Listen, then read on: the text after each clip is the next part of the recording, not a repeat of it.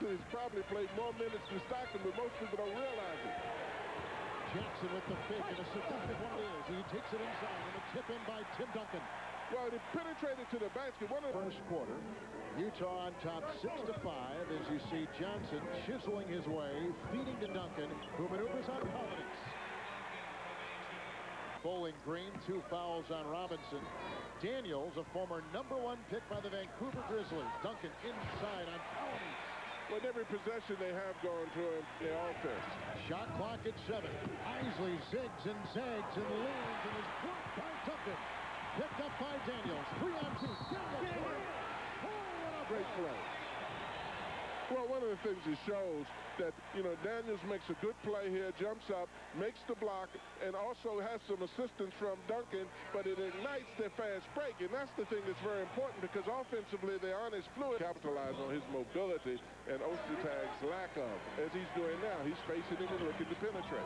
You just saw Arvin Gilliam in the game as Duncan hits a nice short-range jump shot. That's going to be a tough matchup for Ostertag. Floor. Well, and Kevin, he has confidence that goes through the roof. Yeah, that goes through the roof.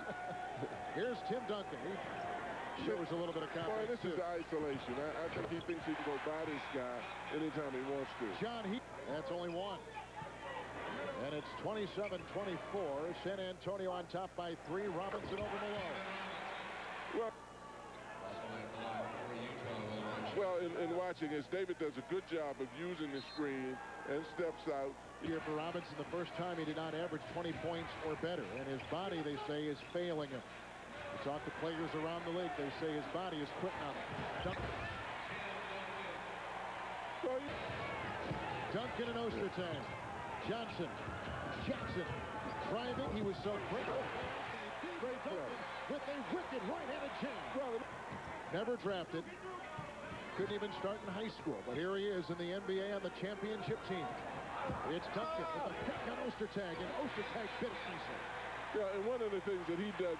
Saying you still think the Spurs gauge themselves on Utah. That's what they can... I don't think that they would have gauged themselves when John Stockton was sitting on in the draft a couple years ago at the free throw line. Duncan, the AT&T halftime report coming up. Let's see.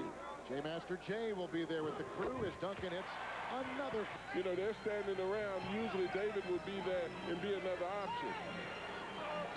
It's Tim Duncan.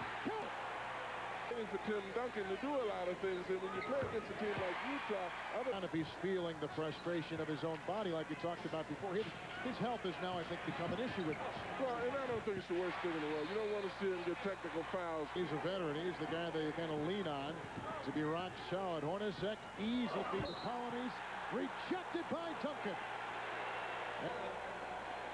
Colonies picks up his 4th foul. He got that arm off on Duncan. Trip ever tonight may change that trend. We begin the 4th quarter. Duncan and Ostertag catching outside the lane, and Tim Duncan puts it in. Because you want to see him get emotionally involved in the game, because that's not indicative of his temperament. But tonight a pristine 15 of 15. Antonio Spurs. Early foul trouble for Robinson and Stockton. The game has not changed that much. Tim Duncan has been outstanding. 5 on Ostertag. Well, and looking at that, you know, that's just a Utah as an example. Maybe they have too much respect for their offense because they certainly aren't defending it aggressively and confidently. Everybody clinging to Duncan, but no one's on Porter. Good. Porter was wide open. Swimmer. And you can see coming up, game 2, we'll swim out to L.A. with the Lakers and the Nuggets coming up right after this one. It's tapped by Russell. It's loose and retrieved by Daniels. It's a 3-on-2. Daniels inside. Duncan puts it in. Daniels escaped. Kevin, take a look at Duncan now. I mean, this kid gets out, he rebounds, he blocks shots, and now he's coming down the floor. Just by continuing the hustle in the play, he puts himself in that position.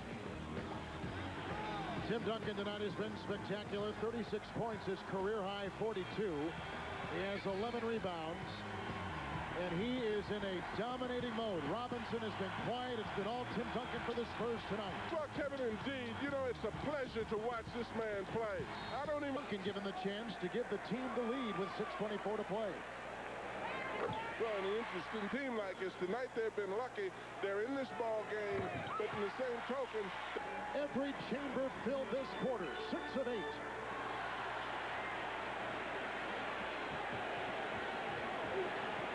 Duncan, the fake. He's got 40. Tim Duncan has scored 40.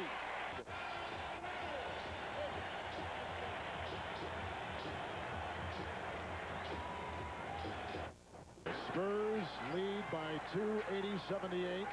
Inside Duncan, working on Karl Malone, one-on-one. No defensive help here. Last time it was a jump ball. Tim Duncan has just tied his career high. Benson with it, joining Duncan on the front line. And Duncan has it again. Why not keep going to him, huh? Well, I mean, you've got to be crazy if you don't. It's been a long time since I've seen a center dominate a game like this. Tim Duncan with a career high, 44 points. I mean, you can't say enough about this man. When is the last time you've seen a team at any level where a center has dominated the game offensively by isolating him on a basketball court? Team when they were really not doing much of anything at either end of the court. I thought, from looking at the mood of the game, that the Spurs would have won this game the way they were playing. Here comes Stockton. He'll dribble it out, and the San Antonio Spurs